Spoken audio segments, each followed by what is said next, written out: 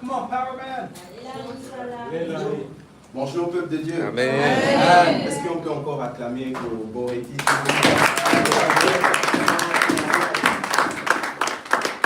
Ce n'est jamais facile de venir se tenir devant ici pour témoigner de la part du Seigneur, même s'il a fait de grandes choses dans nos vies.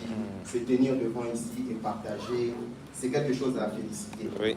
Et moi, c'est Larry Didier. Je suis là devant vous pour partager mes convictions sur apporter ma contribution dans la maison de Dieu.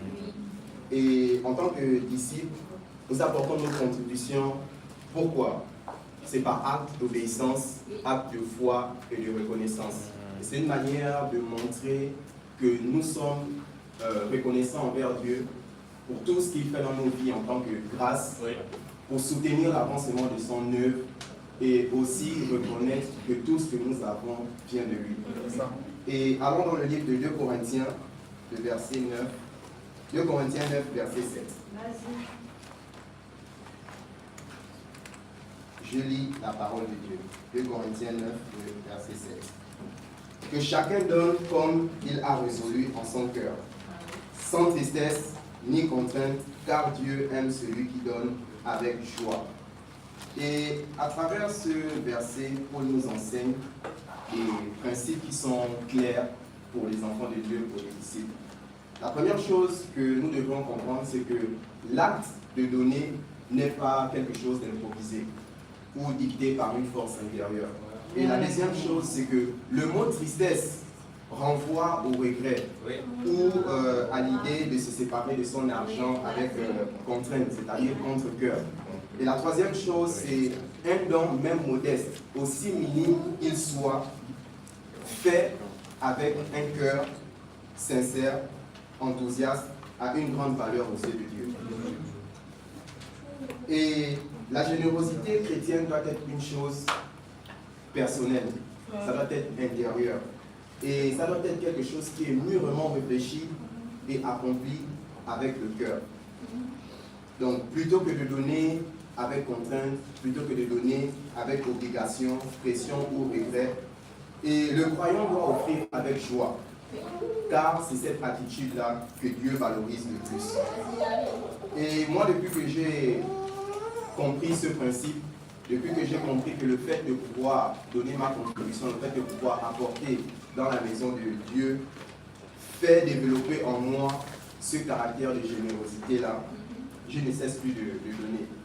Mais le défi pour moi, c'est de continuer à donner même quand les difficultés arrivent, même quand les difficultés financières arrivent, même quand les difficultés au niveau de la famille arrivent, ça reste un défi de continuer à donner.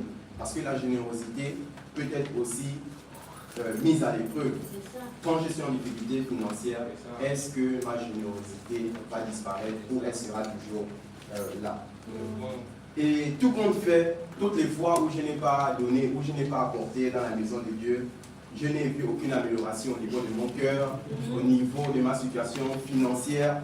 Et donc j'ai décidé de faire confiance à celui qui pourvoit.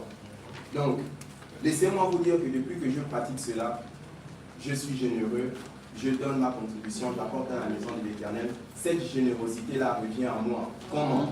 Ça revient en moi, c'est-à-dire à travers les personnes qui m'entourent au travail.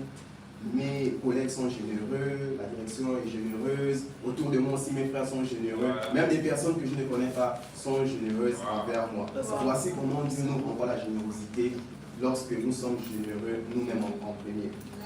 Et en tant que disciple, la générosité pour toi, c'est quand on te donne tout le temps. La générosité pour toi, c'est quand Dieu te bénit. La générosité pour toi, c'est offrir un cadeau à un frère ou à une sœur. Ou la générosité, c'est aussi apporter dans la maison de Dieu. Et ce matin, moi, j'ai une question pour toi. Est-ce que tu penses que la générosité doit se développer dans l'Église sans ta participation? Donc, pose-toi la question. Je sais que tu as la réponse. Et si tu pratiques la générosité, je t'encourage à le faire davantage. Et si tu n'es pas quelqu'un de généreux, je t'invite à étudier la Bible afin de découvrir comment devenir une personne généreuse. Et c'est ce que j'avais à partager avec la prions. Père éternel, je te remercie encore pour ce cœur de générosité, pour ton amour, pour ta patience et pour les grâces que tu fais chaque jour dans nos vies. Merci encore parce que ce matin, nous reconnaissons